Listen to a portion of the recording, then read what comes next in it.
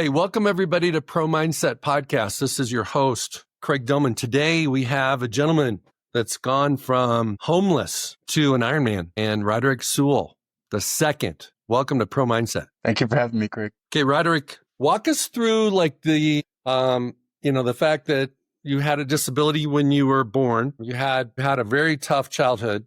Kind of share with us, give us kind of a brief overview of what you've been through. Yeah, so I was born with missing tibias in both of my legs, and not having that caused my feet to be rotated in a different formation. So the doctors gave my mom two choices. She could put me in a wheelchair and have it so that, I could still be mobile and live a life as someone who is a wheelchair user, or they can have an amputation. For my mom, an amputation was still, especially in the 90s, early 90s, I was born in 1992, an amputation was still kind of new. Nobody was really going in for that. And if you heard about it, it was somebody through military, or they had diabetes, or some kind of accident. So you didn't hear about a willingly going in for prosthetics and amputation. But the doctors told her, technology is coming along. He might be able to grow up, be one of the few kids that can grow up on prosthetics. Sure enough, she prayed on it. And for babies, I think it takes about a year before you're able to amputate. They have to wait until their knee bone is fully grown and developed. And that's why when they're babies, they can't stand up, then they're wobbly, then they can step, because their knee is formed. So at a year was when my mom decided, let's get his legs amputated. Let's give him this life of living life as an amputee with prosthetic. And hardest thing she could have did, but the best thing she could have did for me. It's truly changed my life, and the people I've met, the things I've gotten to do.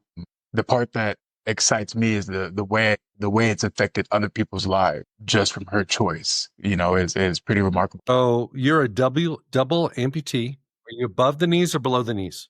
Double above, yes, sir. Above the knees. And so you're the first bilateral amputee to ever compete in the Ironman, or to finish it, maybe. Is that true? The World Championships, yes, sir. Yeah. Okay. So and you don't know this, but I know you do. What's the difference between your training regimen and how much harder is it for you to do the things that you need to do that a able, leg person doesn't have to think about? Mm-hmm. What's the biggest difference? What's the biggest contrast? I think, and it's funny, I was just talking to a friend of mine yesterday about what are those numbers, will be the exact, if I'm riding my hand cycle and he's riding his bike and we're going side by side, would our numbers be relatively the same, or is there what is the contrast, So there is for every level of amputation, let's say single, below knee, above knee, double below or above, or even at the hip, there's different level of percentages of how much more effort that person has to put forward. I don't remember exactly the number for a double above knee amputee when it comes to somebody of a able-bodied form, but it is obviously a significant number though. For me, I think I had to be really heavy on nutrition and eating the right food so that I could recover properly. And also I think I took my recovery process very seriously, in that, I would always after a workout eat the proper foods to help with the recovery. Like usually I would have a heavy salad, some type of protein inside, and then a salad there. I would start my mornings with fruit. And this was when I was training for the Ironman, and I would through the week do a better job of, let me go stretch, let me go do the ice bath and the steam room and the contrast of that, and just do a better job of taking care of my body, because I am putting more wear and tear on it from just trying to hit that same norm, that same level of an able-bodied individual who is doing this triathlon. But I will say my time doing Paralympic swimming, I gave, I think it was either 13 or 15 years to swimming. That's really where my strength came from, not having that weight bearing on my body or too much pressure, and still allowing me to, if you want to go a little further and build that muscle that way. So I'm very grateful to a sport that, for most people, swimming, the more you do it, you'll lean out, you'll really kind of slim down. For me, the more I did it, is almost, I slimmed down, but my shoulders, my arms, everything got bigger and bigger because I'm putting forth that much more effort. I don't have my kick to help me. So I have to, yes, it's a lot of resistance work, but you're still using a lot to build this, do this resistance. So I'm just grateful. If it wasn't for 15 years of swimming, there's no way I would be able to do an Ironman in 3 months. It's not possible. Let's go to the Ironman. Why did you do the Ironman? What was your mindset in terms of wanting to prove something to yourself or prove something to somebody else? Yeah, so I work with a nonprofit called Challenge Athletes Foundation. I have them here on my shirt. And this nonprofit raises money for individuals who have physical disabilities to compete in any form of sport. Wherever there is adaptive, that's where CAF tries to help out. CAF has been a part of triathlon and Ironman since the beginning. The co-founder, Bob Babbitt, he's the co-founder of CAF, and he was at the first Ironman event. And I know it was in the 80s, I believe. I forget the exact date. And so once him and the other co-founder started Challenge Athletes Foundation, they started it to raise money to buy a van for their friend who had got hit by a truck. And it was going to allow him to drive his car by himself, even though he was paralyzed from the neck down. So initially, CAF was started to raise money to get him the van. They did so well that first year. Why don't we just keep this going? Every year now they're bringing in more. Let's help this guy. Let's help this person. Jim McLaren was the man's name who was the first challenged athlete that they wanted to help, their friend, Bob Babbitt's friend. And after they helped him, it got started and it hasn't stopped. They started helping people get equipment for competitions like adaptive wheelchair. In my case, they would help me get running blade, which actually brought one with me. I don't usually have a show and tell, but I figured for you all I would have. This is my running blade. So when I was 10 years old, CAF got me my first pair. And with this running blade, you can see it's like a J shape, depending on which style you get, but it's kind of like this arc shape form. And there's a pole set to your height that would go here. But insurance doesn't cover this. Insurance considers running a luxury. So they're not going to pay to get you running blades or the labor to get the running blades set up. That's where CAF steps in. They buy the product for you, and then usually they can direct you to a prosthetist that, let's say you have some type of insurance, they can help you with find that prosthetist in your town and make sure that they can set up this prosthetic, this running blade for you. Again, insurance isn't helping. So if it wasn't for CAF, I may not have had the opportunity to run in running legs at all, and I was 10 years old when I got my first pair of running blades. So CAF, I think, was started in 33. It was started in 93. So it's just been going up and up from there, helping athletes worldwide. And it's because of them and their ties to triathlon and their ties to Ironman that the way I saw it, I was this kid who got his first pair of running blades and loved it. Not even realizing that in the background, people were raising money at these events, doing these things in the background to help get me these legs so that I can go and live this free life. So when Ironman came to CAF, and me saying that, hey, we have a slot to compete in the Ironman, would you do it? Absolutely. I'm on board because I want as many people as I can to know about the Challenge Athletes Foundation. And in that, they'll see, okay, this is how his life was changed. What can I do to help change that other person's life? And it's such a fun, life-changing foundation where it never gets old. They've been going 30 years now. And to be there to see that person get their first running blade or their first racing chair or get a grant to go compete in a Paralympic event, it's a reminder. It takes me back to when I got my first pair of running blades. Okay, Roderick, let's go inside your head. Let's not focus on the events. Let's not focus on the organizations. Let's not focus on the equipment. Let's focus on your mind. And how did you, as a young man, deal with the idea that you were different? And in your head, were you different or were you not different? How did you, because what I call it is, all of us have an opportunity to play an inside game or an outside game. When you play an outside game, you're looking at your circumstances. You're looking at the cards you were dealt. You're looking at, what opportunities you may get or may not get. And you're influenced by how people look at you, by the opportunities and the doors that open for you or not. But when you play an inside game, to me, that's the real game. That's where you have belief in yourself despite your circumstances. You're not asking why. You're trying to find out, because you have this situation, what is the purpose for you on this planet? Different mindset. Let's go back to when you were a teenager. Did you play an outside game? Did you play an inside game, or did you play both? I think it was different being a teenager versus as a child. As As a child, my first memories were me a double above knee amputee, so I'm just developing that way, thinking everything is normal, and then now put me with my family in that dynamic. Some of them met me with my limb and then saw me after I was amputated, but a lot of them only knew me as or with my amputation, especially my close cousins and family members, the younger ones. The older ones saw both sides, so they never treated me that way because once I started to talk and walk and everything, I guess the excitement of, oh, okay, he's going to be okay kind of took over, and let's just help this to flourish, and let him think that he's okay and nothing's wrong. And he, can do everything everybody else can. And it forced me to find a way to do everything the way everyone else would, even though I had my own way. Now, fast forward to me as a teenager. Now I'm wondering, where do I fit in? I'm a piece of me wants to go and do the able-bodied sports and be a normal teenager, but that doesn't work. And then there's the adaptive side where I'm still learning about wheelchair basketball. I'm still learning how to swim properly. And I'll tell you this, at 16, I got a grant from the Paralympic Academy to go watch the 2008 Beijing Games in China. And for me, that completely, I was like, you know what? I don't want to be a normal teenager anymore. If I have to do something extraordinary to be on this level, because there were people my age, 16 and up, that were going to games, and I was like, they dedicated themselves early. And I didn't even learn how to swim until I was 10 years old. They were like, I have a friend of mine, Rudy Garcia Tosta. He's another double above knee amputee who he finished the Ironman in Arizona, became the first bilateral above knee amputee to do so. He attempted Kona, it didn't work out. And so now that was kind of lingering and left room for me to come and complete it. But for him, when he started swimming, which I think gives an advantage in triathlon, he started swimming at 6. And I think he started committed to Paralympic training at like 8 years old, and at the time, Paralympic swimming was still there's room to grow. It was still growing as a sport. And sure enough, 17, he's a resident at the Olympic Training Center, training on the resident swim team.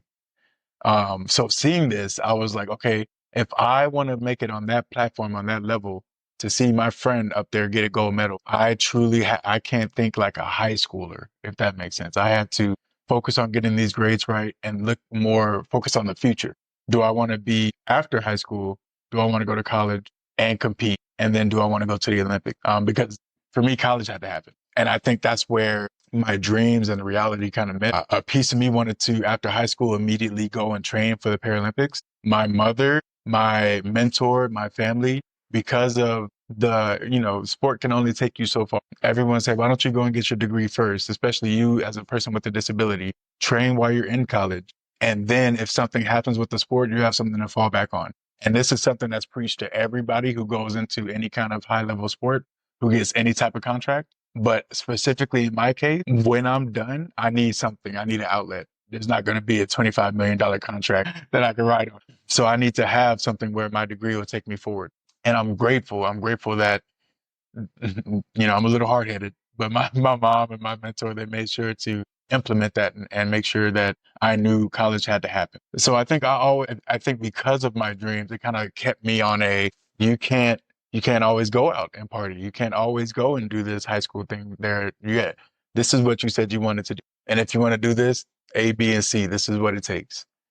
And I think my hardships from my mom and I having hard times in San Diego, her quitting her job so that I can get full coverage on my prosthetics and be able to walk my entire life, a privilege I didn't realize until I got older, and then for us to see the domino effect of now, because my mom quit her job, we have to sell her car. We're now catching the bus and the trolleys to and fro to everywhere we go. Now we have to sell the house. Now we're going apartment to apartment, trying to just make ends meet, to eventually we're ending up homeless and we're just trying to skim by. We're not telling people what's going on. My mom doesn't want people to worry. She also doesn't want people to come and take her child away, So it was a lot of hardship in early years that when my teenager came around and I had a little bit more stability in my living situation, anything that was hard thrown in my face, oh, okay, if you want to be a Paralympian,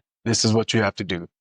It was kind of like you stood your ground at a time when you were 10 and under, dealing with something that grown men and women would buckle from, So And nothing was in my control. So I would tell myself like that set me up for this is now in your fate. And little did I know, similar to my mom, was the same reason why she was able to make these sacrifices and these decisions is because of her hardship growing up in the South. Now when she has me and has to make these tough choices, she had 20, 30 years of tough choices before, So when it came to her child, if he needs this to be an adaptive athlete, if this is what he needs to grow a mindset that he is not necessarily normal, but that with his disability, he can be a productive individual in society. If this being an adaptive athlete will help him with that confidence and everything leading to it, then she did everything she could. Even if she had to work late hours, just anything she could. If she had to call people to come pick me up, she would make sure that I would show up to wheelchair basketball practices, hand cycling practices. Swimming came later. I used to be terrified of the water.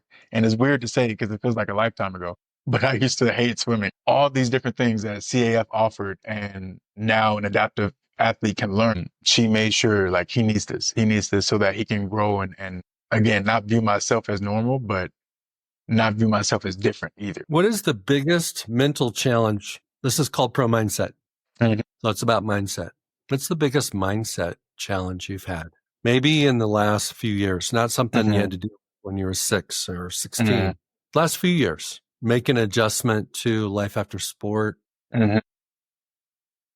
finding your purpose after sport. It's really difficult for a lot of athletes, regardless of the sport, regardless of the age. They could be 20s, 30s, 40s. Making that transition to life after sport. What's been your biggest mental hurdle over the last few years and how have you overcome it? Well, so I'm 33 now, and I tell people I really understand why they say male athletes don't hit their peak until 25 to 28 because your mind is now caught up with your body, and instead of this like raw power, you kind of have this refined, you know how to deliver a good blow every one time, and the older I get, the more I'm like, man, my lower back is feeling it from these prosthetics. When I watch people run, I tell myself, I remember when I used to run. I haven't put these running blades on in a long time. It's either swimming or hand cycling. But it's been an adjustment to say 15 years of swimming is done. I'm a swimmer now. I'm no longer a swimmer. And I did, like I said, I told myself, what am I going to do next? And I love that my life has kind of formed its own direction where because of my background, because of my athletic career, what it does when I walk into certain rooms and move through certain places is something that keeps me motivated when I'm home and I'm not around these individuals. For example, during literally a week before COVID popped off, I was in Ethiopia and I was there with a team called Limb Kind Foundation, and they go to make prosthetics for kids in these different countries. And as they're making them, they want to teach them their care, how to use them, how to properly, the maintenance of the prosthetic. And so they'll bring mentors out to show them what it's like living on prosthetic. And the team flew me out. I got to talk to the parents and the kids, and some of them never had prosthetics, and they're teenagers. And that's when it hit me like, I don't know life without my prosthetics. I've never, besides wheelchair basketball, I've never owned a home wheelchair. So the fact that they lived their whole lives as an amputee without prosthetics had me sitting back like, wow, my mom sacrificed, got me my prosthetics, and I've lived my entire life. And even once I was 26 and got off her insurance and got my own, I still, so it was like, wow, I really took that as I didn't even realize that I had it so good, So seeing the parents and I'm almost getting like a split second of how my mom felt and me being able to stand there and be like, I know it's hard now, but I'm here to be the visual proof that it's going to pay off. And to see them just bawl and some of these parents have nothing to give. Like in all honesty, I told one of the moms, this was on a trip we took to Kenya, similar situation. Kenya was last year. Ethiopia was 2020. And if you tell them like, oh, I love your earrings, I love your that with your glasses, your shirt, whatever, they'll literally take it off and give it because you came and did something for their family, their kids, their people, and you nothing asked, you're going back home. They can't give you anything. So I learned not to say if I like something because they will, and I'm like, no, I don't want it. I was just saying I like it. But those moments are like they're grounding enough. So like everything I went through to be able to stand there with them and say like, oh, it's going to be okay. Like, please don't get tired. Please keep going. When their child's 10 and they're not seeing the results they want to see yet, especially in certain countries where, like in Kenya, I think 80% of their men were unemployed. You know, so it's just a tough situation. So the adjustment now for me is recognizing it was worse when I lived in New York, not worse in a bad way, recognizing what me walking past somebody who might be going through something that feels similar to what they see that I'm going through, and learning how to communicate with those people when they're going through that. Because I've had a lot of people just randomly come up to me and start crying, you know, and just tell me like, I needed motivation. Thank you. And I don't know what they're going through. I have zero clue, you know, but I know I can only imagine, because if I saw myself, that's how I would feel. If I saw myself and I went through what I went through, and I see that, I'm gonna, keep going, sir. Keep doing what you're doing. You moved me today. I hope you do the same, you know? So it's, I have the adjustment, and I'm grateful that the adjustment is I help people with their own mindset, you know, and I tell people the point of the Ironman for me was to reignite that flame. If my flame is burning, then I'm sure there's somebody whose flame has been blown out. And it's important to help that person remember, keep going, you know, and sometimes that flame that's reignited, you can't, it'll turn into the sun. You know, you never know what that person can become, you know? And so that's what I took the Ironman race at. And then the older I get now, I'm 30, like I said, I'm 33. I'm settling down. My girlfriend and I, we've been together 3 years. I'm getting married next year. And I want to get a homestead. I want to get a small little farm, have my little chickens, my cow. We're thinking about what other animals, and call it a day. Like, I know that a lot of my life for the next 2 to 3 decades is going to be similar to these trips to Ethiopia and Kenya, doing more for Challenge Athletes Foundation locally in the state. Maybe not competing, but I would still need to show up as a representative. So because I know that I'm still going to be called on to help in some way, shape, or form, I like knowing that I'm going to retreat back to this is your hub. You know, this is where you have the time to recuperate and reignite yourself, where you have that quiet space to just give yourself the space. And I'm thankful for this state of Colorado, because it made me like learn what I like, you know, what I appreciate. Being outdoors here is like, oh yeah, this is where you're comfortable. Yeah, you're in Denver. I'm in Colorado Springs, a beautiful state. In the summer, it's magical because we don't have Absolutely. humidity, we don't have bugs, we've got cool evenings. All that stuff's good. Looking back on your competitive career, regardless of whether you have a handicap, you've got prosthetics, what was the biggest like boulder you had to move out of your own? What was the thing that held you back? Not the world, not your physical situation, but what was the thing that you put in front of yourself that it took you some time to figure out that issue was For sure. Absolutely. The biggest one, the absolute biggest one, and I think that's why I had the fear of swimming. Before I even got to swim lessons, I thought that because of my disability, there's no way that I could swim. And it took seeing another double above knee amputee swimming to break that mindset of, why would you think that in the first place? You know, what caused me to feel that I couldn't do this? And it was because, and it wasn't necessarily that I was told that I couldn't do a lot of things, but it was just when I would try things, I would learn I couldn't do them like everybody else. And so if I felt that feeling, that meant I can't do it, you know? So swimming was the first hurdle, and overcoming that one and seeing what it kind of grew into. Like, it was a fear, and now that fear has helped my life blossom in such a way.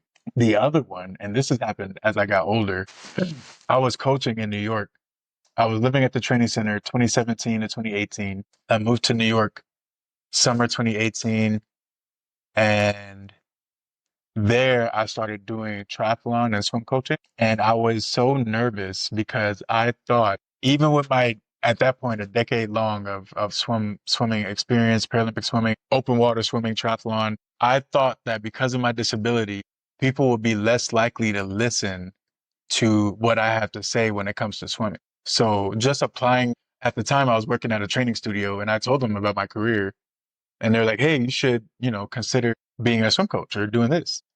just immediately this anxiety kind of came over, and I'm like, oh man, I feel like they're going to be not willing to work with me or wanting to work with me. They're going to want somebody who has legs and is a swim coach. And the complete opposite. I was so busy. I had my own private clients. I had the triathlon clients, and then I had swim clients at different locations. And I was just like, wow, truly just kind of taking care of myself from only swim coaching from sun up to sundown. And sometimes if things didn't work out and I couldn't meet with somebody, now I have somewhere to work out. Now I can go swim myself. So, and you know, New York is just hard to navigate too.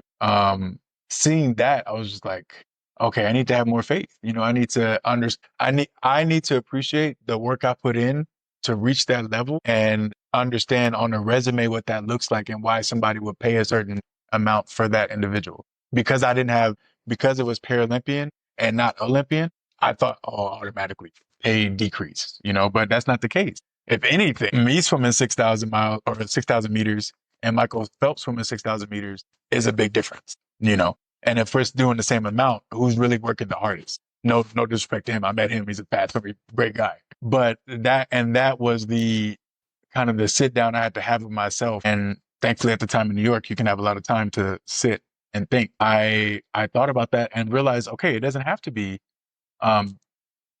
because of my disability, oh, they won't work with me. It more likely is because of my experience that they're willing. And seeing those two were the biggest hurdles I had the most. My current biggest hurdle, and this one is just scientific, because the older I get, and the percentage that I burn as a double above knee amputee, everything is harder. When I'm walking with my prosthetics, it's a wear on my body. When I'm walking without my prosthetics, I'm now 4 feet tall, and every 2 steps, it might be 6 for me. So it takes me a long time just to get to the bathroom. And because I have to take so many steps, let's say I wake up in the morning, walk to the bathroom, walk back to the bed, my heart rate's up just from taking those steps to get to the back and forth. So knowing that life is just going to be a little bit tougher. And then now here I am, I want to start a family. I want to, you know, my girlfriend and I are going to get married. We want to have kids. We're going to have this farm. And I'm asking myself, is that yet again, you know, is my disability going to be an issue? Because this is something I've never done before.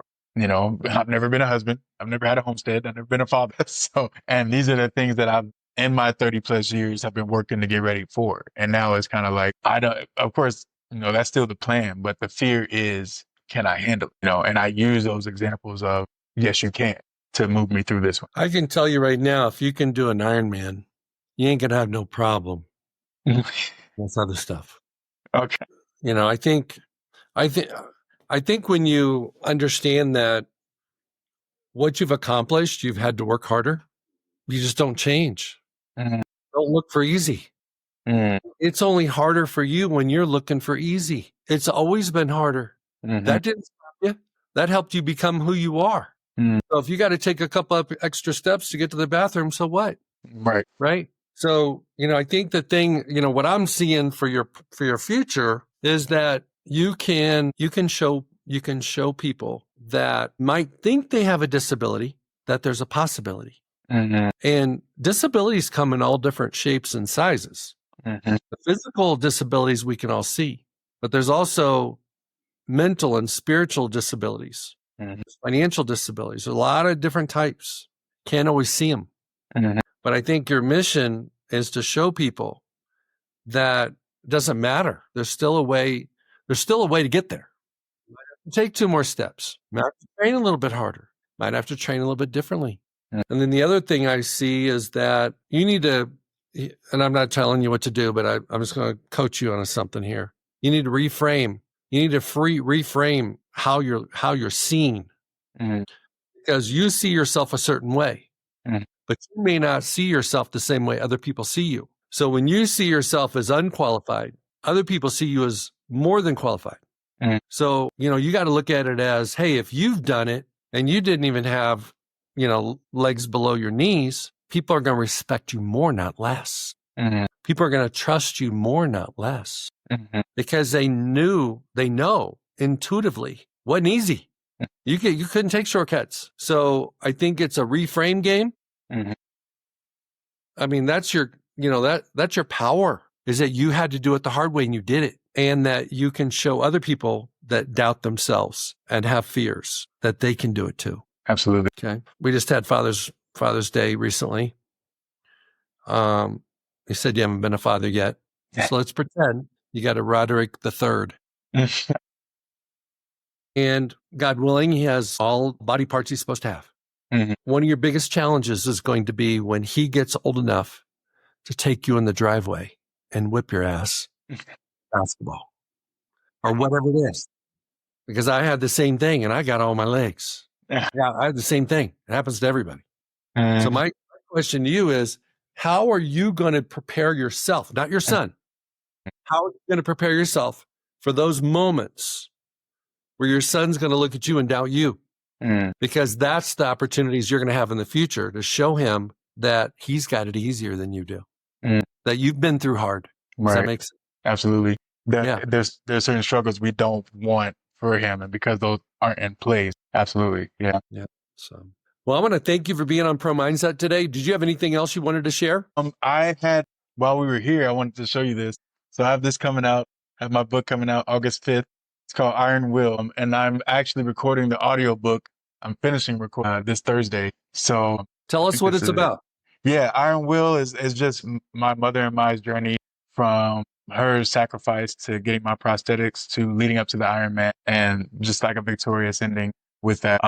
It's just emotional back and forth of my mom's background, what she went through living in Florida to moving to California, having me, and then the hardships from that time, from me having my disabilities, her sacrifices she had to make, and then meeting Challenge Athletes Foundation and learning about the adaptive athlete world. Okay. So let's pretend that I get your book and I read it.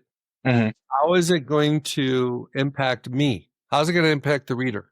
You're going to share this story. I get all that. How can I take something? What am I going to get from it that I can apply to my life? Mm-hmm. I think it's similar to, like you said, I travel a lot and I do a lot of speaking engagements. And when I go to each engagement, I just want to get through to one person minimum. And usually at each engagement, somebody comes up to me and says, "Thank you. Your life is different from mine. But hearing your words help me understand that I just need to buckle down, keep figuring out what I need to do to get to the next step, get to the next thing, get through to the next day, whatever it may be." And once I hear that from that one, even if there are more that feel that way, as long as I heard that one, that means I did a good job. So with this book is the only way I could think of, how do I reach multiple people at the same time, giving them, and there's so many different elements in this book. There's not just my side, there's the parent side of sacrificing for a child. Are you willing to give up your home, your livelihood to get your child what they need? Give up everything you worked for your entire life to give your child what they need to live a normal life. And that's, I think, in all honesty, and I've heard this from parents, they would not. So I think there's multiple aspects of the story that'll show people, even with hardships, even with stuff on our shoulders that feel overbearing or impossible, there is a way. If it's 1 in a million, 1 in a billion, there is one version where we can get through this. And I hope this book, as people read through and things seem like they're impossible, that they see how at that last minute something happened, whether it be from the individual or just through life circumstances, something happened. And as long as you keep going until the end, you never know. And so I hope this book makes people feel like, okay, I'm going to keep trying. I'm going to keep going. I'm not going to let this day determine that the rest of my life is going to be like this. Amen. I like it. Well, Roderick, good luck with your book. Good luck with your speaking. Good luck with your organization. And thank you for your story today. Thank you for your transparency and just kind of sharing your journey. And thank you for being on set. Absolutely. Thank you for having me. This is great. You're welcome. Everybody go out and have a Pro Mindset Day today. And when you feel like you got it tough, remember Roderick, okay? Because he had it hard. You really did. And you figured out how to get past the hard. A lot of us hit hard and we stop. We quit, or we don't even start because we're scared of hard. We're scared of failure. Go do it today. Go do your Iron Will today. Peace out, everybody. All right. Hey, it's Craig Domann, the host of Pro Mindset Podcast. I want to thank you for listening or watching today's show. And you can catch us every week on the normal social media platforms like YouTube, Facebook, Instagram, and all the listening podcast platforms. I hope you enjoyed today's show. And more importantly, I hope you gained a Pro Mindset insight. Please be sure to rate and review Pro Mindset Podcast. And I look forward to catching up with you on our next show.